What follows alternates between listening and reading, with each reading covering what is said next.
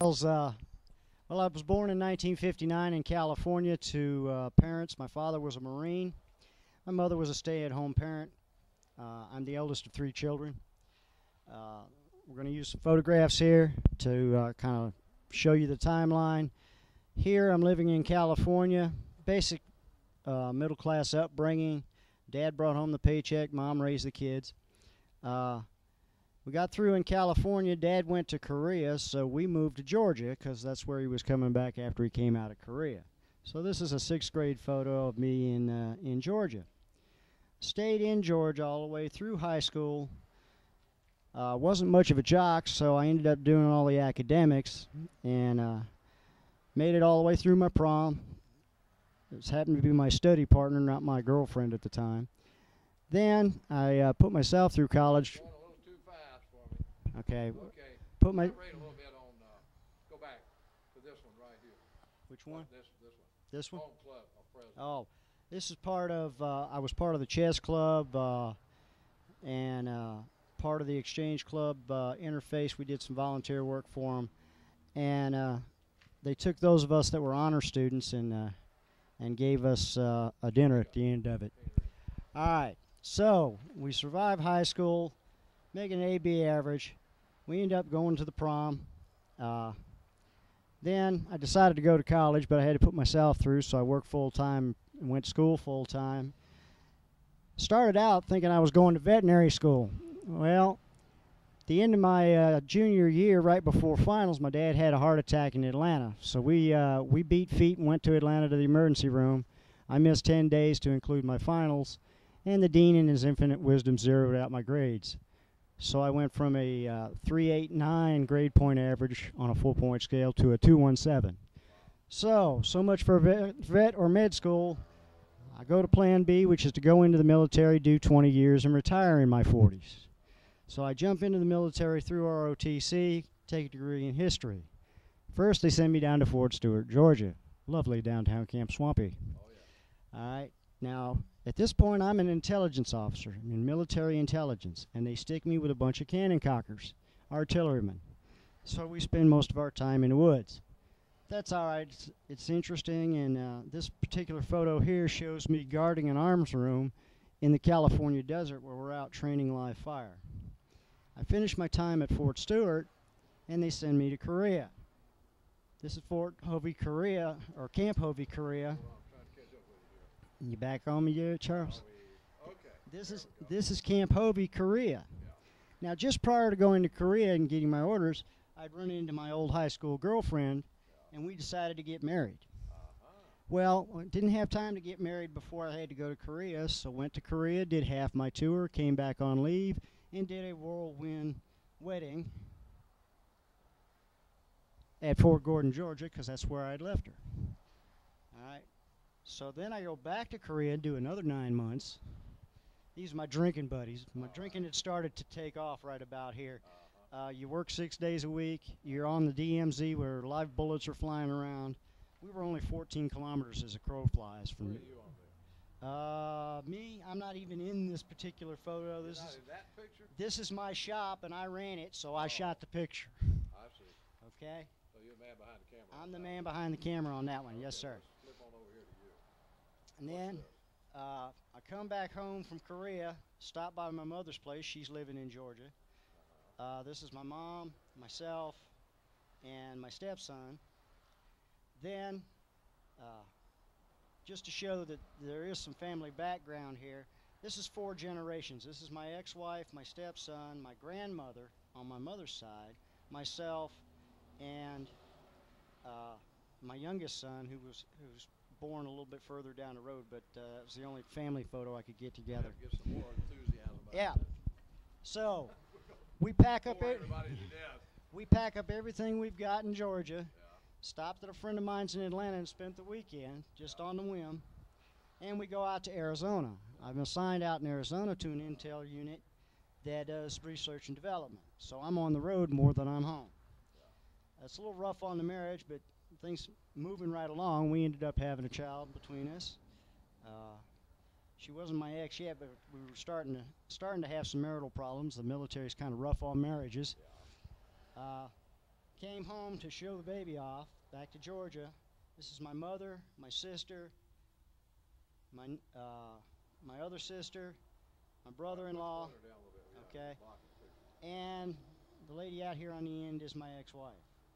Back to Arizona. We're 30 miles from Mexico and 3 feet from hell. Wow. They don't call it Fort We Got You for nothing. Had to fly home. My wife's brother was getting married, so we flew home and did their wedding. This is you. Yeah, this is me getting ready to go to a wedding in a suit. While we were there, we celebrated my birthday early. And this is you. And this is me again. You can see the old military haircut there. Yeah. And my parents being my parents, my dad at this point, of course, was deceased, but my mother put the candles on there that you can't blow out. Right. It took me 4 tries to blow them darn candles out. Well, Mom's big on pictures, so every Christmas we shoot a family photo. This is myself, my stepson, my ex-wife, and my son. By then we're back in Arizona. Then I get orders for Germany. So being a military lifestyle, you pack up and move about every 2.5 years. So we're packing to move. By the time I get down to here, Let's see, where am I? Okay, here we go. Okay. okay, by the time I get, that's me with the old military haircut. You can't have. Okay. We're back. Yeah. I think Yeah. I don't know what's going on with this camera, folks. We explained to you that our situation here is very crude and rude, and no editing. We don't have the ability to edit this. But I wanted to get this man's story out to people. So I want to ask you, first of all, you are an admitted alcoholic. Is this correct? That is correct. What is your number one problem? What brought all this upon you? I think I was born predisposed to an alcoholic problem, and basically, as they say in the 12-step programs, I crossed the line of no return about 93, and I spiraled down ever since. So would you say that the alcoholism is a matter of choice, drinking and becoming an alcoholic, or do you think it's a disease that is inherited from your forebears? Oh, it's very definitely a disease concept.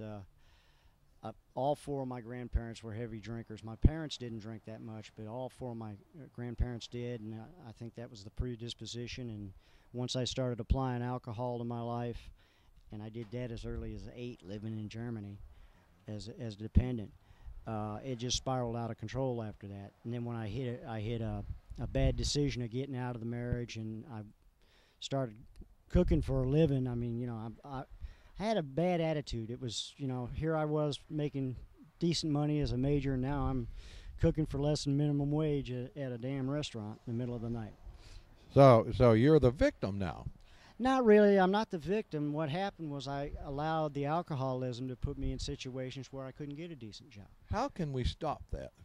If you're an alcoholic, there are lots of people who have the disease of alcoholism, and not every one of them is homeless. How do you account for that?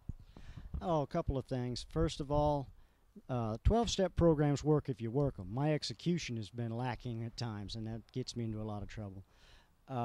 Other things, I've tried rehabs and stuff, but as long as I work the 12-step programs, they work. It's just my willingness to work them sometimes is lacking. So it's just a matter of me getting back on the horse that threw me. Well, it's there again. You know, it's like they say in a lot of them, that until we hit our bottom, we're not. An alcoholic keeps thinking he can handle it one more time. Explain that to us. Oh yeah, I got the first DUI. I got the first DUI back in 2000, or actually in '92, after the marriage breakup, and I'll get stretch of a couple of years, think I've gotten cured, and try to drink again like a civilized human being, and it doesn't take but a short amount of time, and I'm back to drinking half gallons again. So it's definitely my alcoholism and my choices that have put me where I'm at. Okay. Now then, thank you so much. And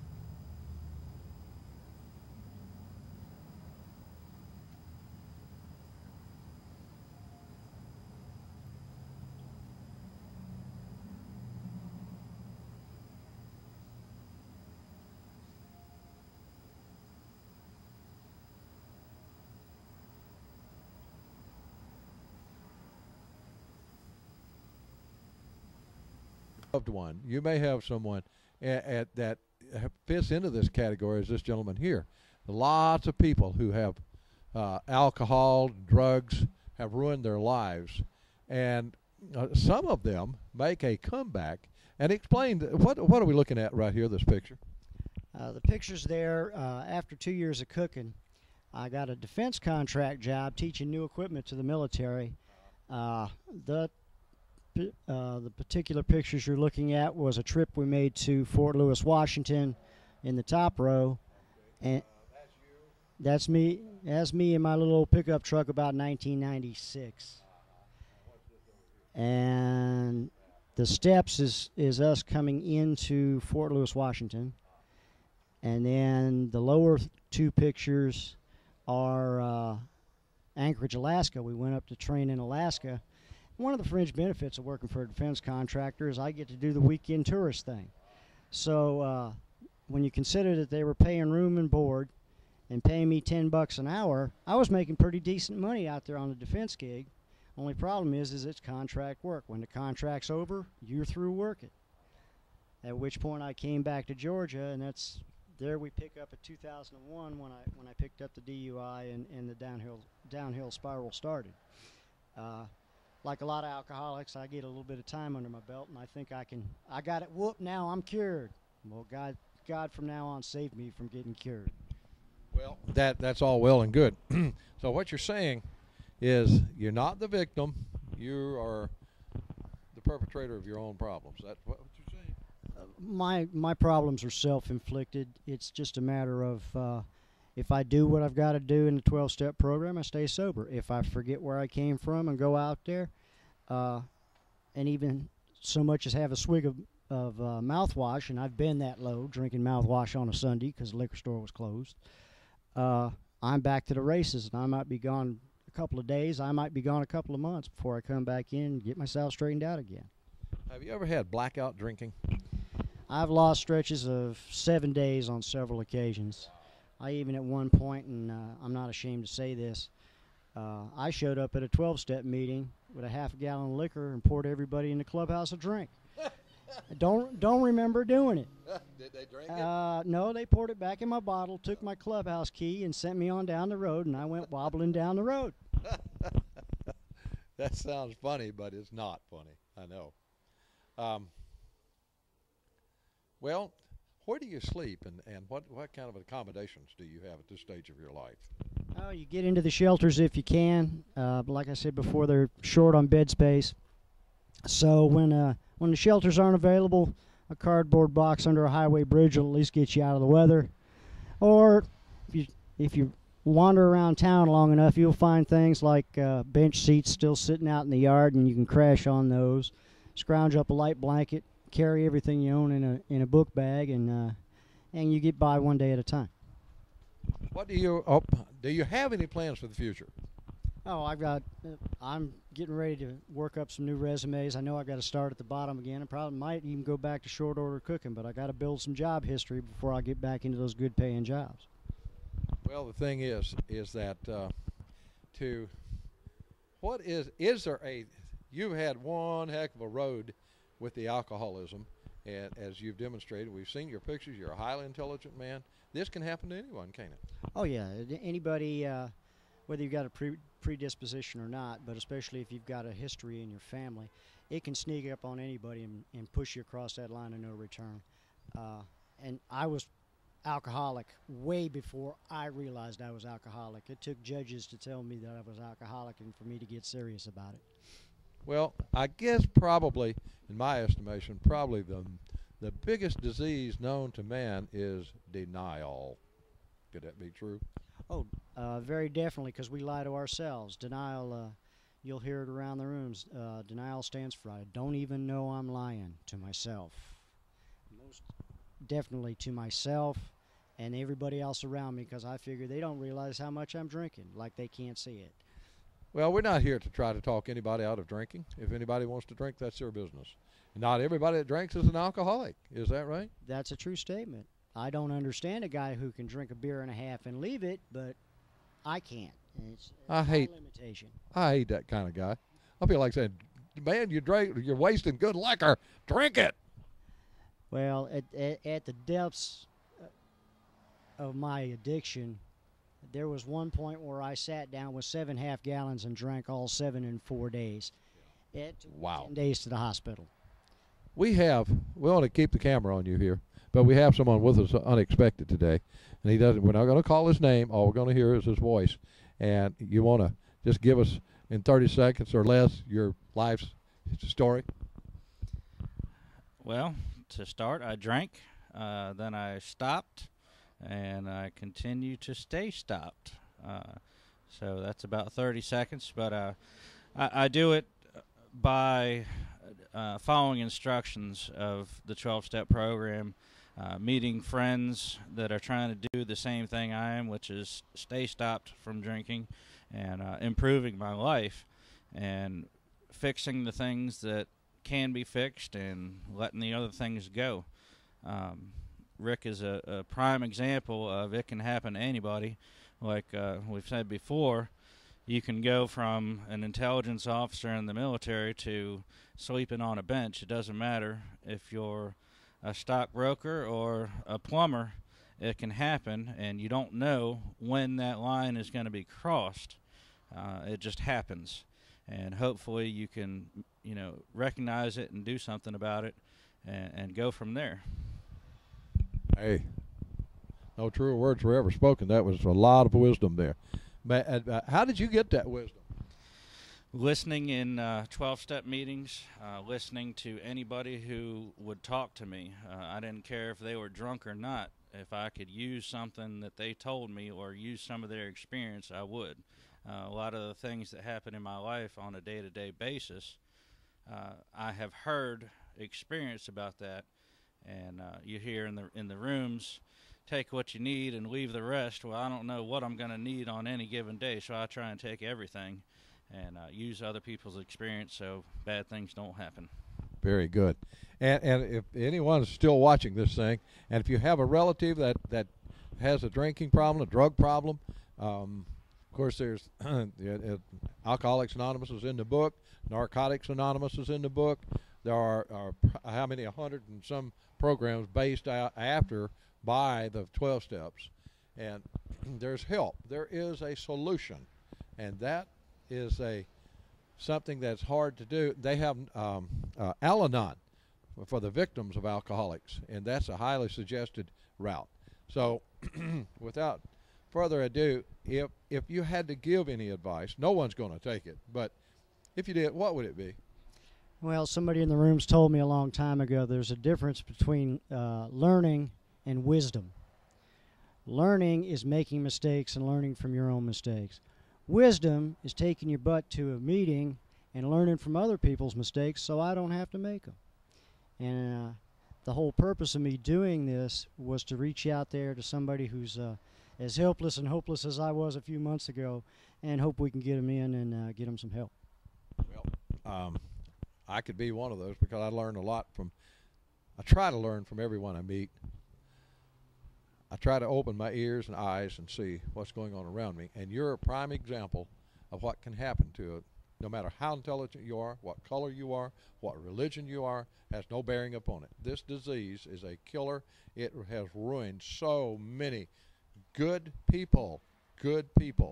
And, a lot of people say, well, he's really a nice guy, except when he's drinking. When he's not drinking, he's just as nice as he can be. But when he drinks, he goes crazy and does a lot of crazy things and everything. And that happens. Not only do we become homeless, we wind up in prison. We wind up in hospitals. We wind up in the bottom is the graveyard.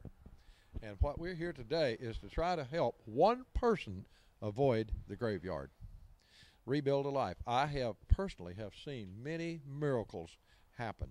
I've seen lots of folks like this man here, and for some reason, when I met this man, I saw something of greatness in this man. I had no idea he was educated. He told me he was a captain in the military intelligence. I said, baloney, I don't believe you. I said, prove it to me. He proved it. So anyway, turning those pictures back over, we're going to go through these just a little bit, and then I know we're boring everybody to death, but that's life. You might want to slow down and and see what can happen to intelligent people.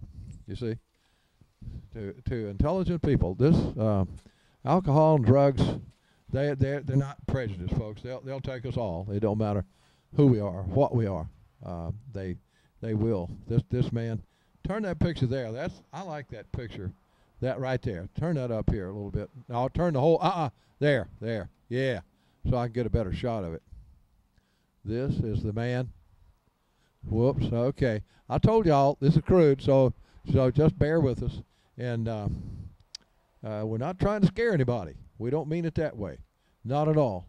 I just want you to know that this can happen to any of us. And I really, honestly, I don't know what it is, but I see some greatness in this man right here. There's hope because he knows he's still alive. And as long as you're still alive, there's hope to go. As a matter of fact, he's had a great life. He's promoted to major in military intelligence is a great deal. But I see something even greater than that. It may be today to help somebody. You know it? Oh yeah, and I try to stay positive. If I'm not working, haven't picked up a day labor gig, I either go over to the VA and help broken down vets, or I go to a 12-step meeting. And a lot of times, especially newcomers coming in, they just need somebody to listen that's been there and done that. I got my T-shirts, so I'll sit there and listen to them and try to give them a little bit of my experience and try to save them some of the grief I've been through. And I'm not down for the count yet. I'm on the rebound. I'll bounce back. I have before. I just got to stay stopped this time.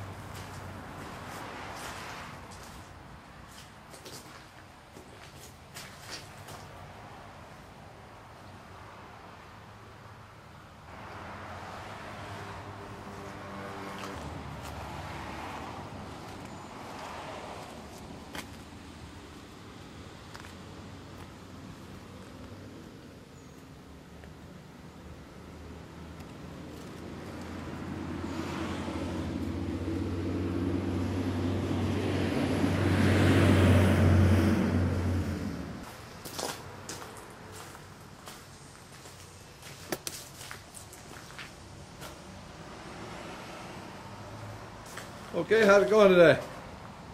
Not a good day. I couldn't sleep, so I started drinking, and 12-pack later, I'm still here. Thank God the cops ain't picked me up. Do you have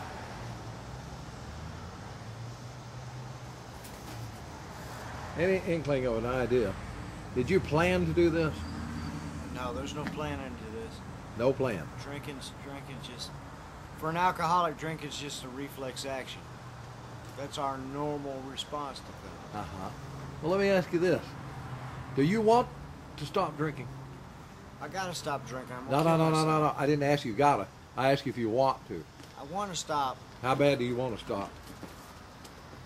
I'm about ready to stand on my head if that's what they tell me, but I gotta get a new sponsor before I can get back on track. You got a new sponsor? Yeah. You mean a sponsor can make you want to stop drinking?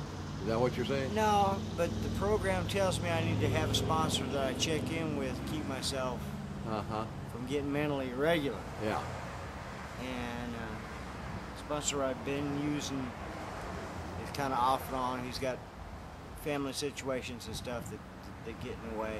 So what you're saying is And it's the family, or you have things that make you do this. This is not necessarily. now just, this is just me being an alcoholic. I mean, see. alcoholics drink. That's what we do. Yeah. Well, some of them stop drinking though. And I wish them all the health and all the happiness they can get. And what are you going to do? And I'm trying to find that, and that's why I'm going to noon today. I'll be back in a meeting. I'll be picking up a new white chip and be honest with my group that I fell off the wagon. I've got to do it. I've got to start again, and y'all need to hold me accountable. I got to be accountable to somebody. My family's giving up on me, so I use my group as my family, really. Where did you sleep last night? I crashed in a car on a rental car lot.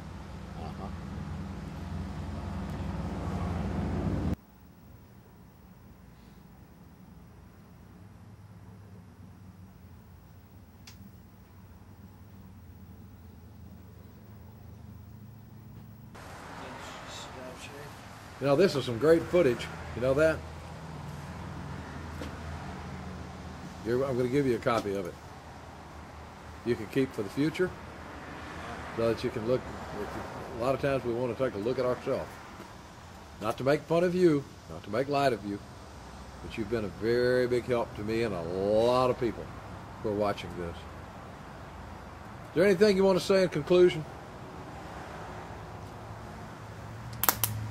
Bottom line is, if I works program, it works. Bottom line.